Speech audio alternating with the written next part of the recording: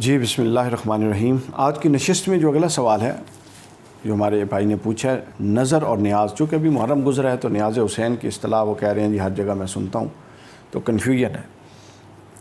دیکھیے، نظر اور نیاز کے حوالے سے شیخ الاسلام پروفیسر ڈاکٹر محمد طاہر القادری صاحب کا ایک بڑا پرانا کلپ موجود ہے، آپ اس کو سن لیں تو آپ کو کلیئرٹی ہو جائے گی، اور میں بھی وہی چیز کا اعادہ کر رہا ہوں۔ میں عرض کر دیتا ہوں وہی تصور جو انہوں نے بیان فرمایا، جو قرآن مجید اور احادیث سے ماخوذ اہل سنہ والجماعت کا اصل تصور ہے نظر اور نیاز کے بارے میں۔ پلے باندھ لیجئے کہ نظر اور نیاز صرف اللہ کے لیے ہو سکتی ہے، اللہ کے علاوہ کسی فرد کے لیے، حتیٰ کہ حضور علیہ الصلوۃ والسلام کے لیے، حضرت امام حسن امام حسین کے لیے، حضرت علی کے لیے، کسی کے لیے نہیں ہو سکتی۔ اس کے بعد پھر نیچے جو اولیاء کرام ہیں، سیدنا شیخ عبد القادر جیلانی، حضرت سید علی حجویری رحمۃ اللہ، اور باقی جتنے اولیاء کرام ہیں تو ان کے لیے تو آبویسلی نہیں ہو سکتی، اگر خود رسول اللہ اور باقی کسی کے لیے نہیں ہو سکتی۔ تو نظر اور نیاز صرف اللہ کے لیے ہے، صرف اللہ کے لیے اور صرف اللہ کے لیے، اللہ کے علاوہ کسی کے لیے نہیں ہو سکتی۔ اچھا، اب یہ جو پھر ٹرم استعمال ہوتی ہے نیاز حسین اور یہ سارا کچھ ہم کرتے ہیں، یہ مجاز کا ایک قاعدہ ہے، مجاز کا، حقیقت میں صرف اللہ کے لیے۔ یہ مجاز کا ایک قاعدہ ہے، مثلا 11ویں بناتے ہیں سیدنا شیخ عبد القادر جیلانی کے نام سے یا کسی بھی اور نام سے، آپ کچھ بھی بناتے ہیں، پکاتے ہیں، کھلاتے ہیں لوگوں کو، جو کہ اٹ سیلف ایک نیک عمل ہے۔ کھانا کھلانا بہت اجر کا عمل ہے، نیک عمل ہے، کھانا کھلاتے، تو یہ مجازاً اس کے ساتھ نسبت کر دی جاتی ہے۔ اب اس کے اندر حقیقی پہلو سمجھ لیں، وہ یہ ہے کہ کوئی بھی نیک کام جب آپ کرتے ہیں، کوئی بھی نیک کام، اس نیک کام سے ایک اجر پیدا ہوتا ہے، اس سے ایک ثواب اور اجر جنریٹ ہوتا ہے۔ تو ضابطہ اور قاعدہ یہ ہے کہ آپ اس کم عمل کے لیے، نیک عمل کے لیے نیت صرف رضا الہی کی رکھ سکتے ہیں، یہ صرف اللہ کی رضا کے لیے، اللہ کے علاوہ کسی کی رضا اس میں داخل نہیں، اللہ کی رضا کے لیے۔ اور اس نیک عمل سے، کھانا کھلانے سے، کھانا بنانے سے، محفل کروانے سے، ذکر کرنے سے، کچھ تقسیم کرنے سے، کسی کی مدد کرنے سے جو نیک جو اجر جنریٹ ہوگا، وہ اجر میں فلاں بزرگ، فلاں ہستی کی روح کو ایصال ثواب کرتا ہوں۔ یہ ہے کل کنسیپٹ۔ اب آگے چلتے ہیں۔ یہ بات تھوڑی سخت ہے لیکن کرنی ضروری ہے۔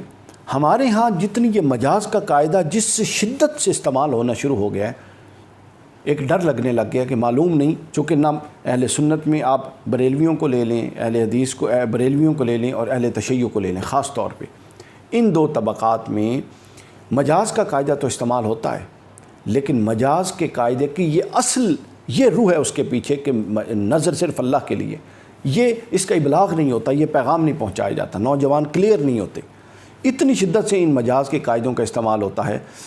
حالانکہ ان کا کم ہونا چاہیے، ضرورت نہیں ہے استعمال کرنے کی، کہیں ناگزیر ہو تو استعمال کر لیں، ناجائز بھی نہیں ہے چونکہ دلائل موجود ہیں، لیکن اصل کلیئرٹی کے ساتھ، جہاں پر اصل مجروح ہو رہا ہو اور کسی کو بتایا ہی نہ جا رہا ہو نظر و نیاز حقیقت اس کا تصور کیا ہے، اور مجاز کا قاعدہ بنا کے لوگوں کے عقیدہ یوں بنا دیا جائے، یہ تباہی اور بربادی ہے۔ یہ کوئی مذاق تھوڑی ہے، یہ تو توحید کا مسئلہ ہے۔ اس سے تو توحید کا مسئلہ، یعنی آپ عبادت اللہ کے علاوہ کسی اور کے لیے اس میں شامل کر رہے ہیں۔ نظر تو عبادت ہے، نیاز تو عبادت ہے، کوئی بھی ایسا کام عبادت ہے، اس میں کسی کو شامل نہیں کیا جا سکتا۔ تو لہٰذا میری یہ گزارش ہے دست بستہ، اہل سنت میں بریلوی مکتب فکر کے علماء کرام اور بڑے علماء کرام اور بہت سارے علماء کرام ہیں جو اس کا ابلاغ کرتے رہتے ہیں۔ حضور شیخ الاسلام تو خیر ان کی تو بات ہی اور ہے، وہ تو ہم وقت، اور بہت سارے مفتی اکمل صاحب بہت اس کا کرتے ہیں ان چیزوں پر، اور خاص طور پہ اہل تشیع بھائیوں سے یہ گزارش ہے ہاتھ جوڑ کے کہ وہ ان چیزوں کا ابلاغ کریں۔ وہاں سے ان کی مجالس سے وہ چیزیں نکل رہی ہیں کہ جو پھر کنٹرول میں آنے والی نہیں ہیں۔ تو لہٰذا یہ مجاز کا قاعدہ ہے، یہ بتا دیا جائے۔ افضل یہی ہے کہ مجاز کا قاعدہ استعمال نہ کریں، ہاں کہیں مجبوری ہے تو بالکل اس کو کر لیں، لیکن اس کلیئرٹی کے ساتھ، جہاں قاعدہ استعمال ہو رہا ہو وہاں لوگوں کو کلیئر کیا جائے کہ بھائی نیاز اور نظر صرف اللہ کے لیے ہے، ہاں اس کا مفہوم کسی ہستی کے لیے استعمال کرنے کا یہ ہے۔ یہ پہلی بات ہے، اس کو ذہن میں رکھ لیں۔ یہ بالکل ایسے ہی ہے، دیکھیں نا، یہ بالکل ایسے ہی ہے کہ عمل کے اللہ نے، چونکہ اللہ رب العزت کی منشا یہ ہے کہ وہ ہر کام میں مخلوق کی فلاح کا پہلو شامل رکھتا ہے۔ قربانی کا اللہ نے حکم دیا، قرآن مجید میں فرمایا کہ لن ینال اللہ لحومھا ولا دماؤھا، تمہارے یہ جو اپنا گوشت ہیں اور خون ہے یہ اللہ کو نہیں پہنچتے، بلکہ اللہ کو تو وہ تقویٰ پہنچتا ہے، وہ نیت پہنچتی ہے جو اس کی ذبح کے وقت تم کرتے ہو۔ بس یہی اس کا اصول حضور شیخ الاسلام نے اس کو ضابطہ فرمایا کہ وہ جو نیت ہے آپ کی وہ صرف اللہ کے لیے، اور وہ جو گوشت ہے وہ عوام استعمال کر رہی ہے۔ نیکی بھی ہو گئی، اخلاص بھی ہو گیا، توحید اور توحید اپنا اس میں خالصیت بھی قائم رہی، اور عوام کا بھلا بھی ہو گیا۔ اسی طرح سے کھانا کھلانا یہ بڑے اچھے مستحسن عمل ہے۔ اب دوسری طرف سے کیا ہوتا ہے، ہمارے جو دوسرے اہل حدیث بھائی ہیں وہ انہوں نے لٹ اٹھائی ہوئی ہے۔ ہزاروں لاکھوں لوگ ایسے ہیں جو ان اولیاء کے صدقے پل رہے ہیں، اللہ پال رہا ہے، بجائے اس کے کہ اس عقیدے میں جہاں سکم آ رہا ہے غلط بات کی اصلاح کرنی چاہیے، لٹ اٹھا کے اس پورے کے پورے تصور کی نفی کر دیتے ہیں۔ یہی تو شدت پسندی ہے برے صغیر، یہی تباہی ہے، تباہی کر دی ہے فرقوں نے۔ ایک کہتا ہے کہ میں نے مجاز کے قاعدے، وہ اتنے مجاز پہ ڈٹے ہوئے ہیں کہ وہ حقیقت کو ہی چھوڑ چکے ہیں، قریب ہے کہ چھوڑ دیں۔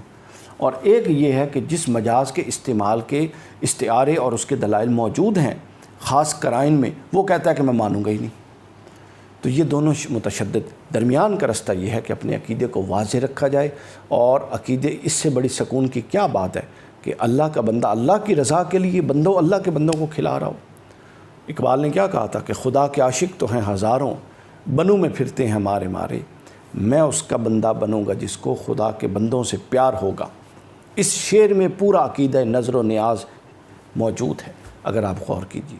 اللہ تعالیٰ آپ کی حفاظت فرمائے، اور ہم سب کو اس سے کلیئرٹی کے ساتھ اپنے عقائد و نظریات میں وضاحت کے ساتھ اللہ اور اس کے رسول کی طرف رجوع رکھنے کی توفیق عطا فرمائے۔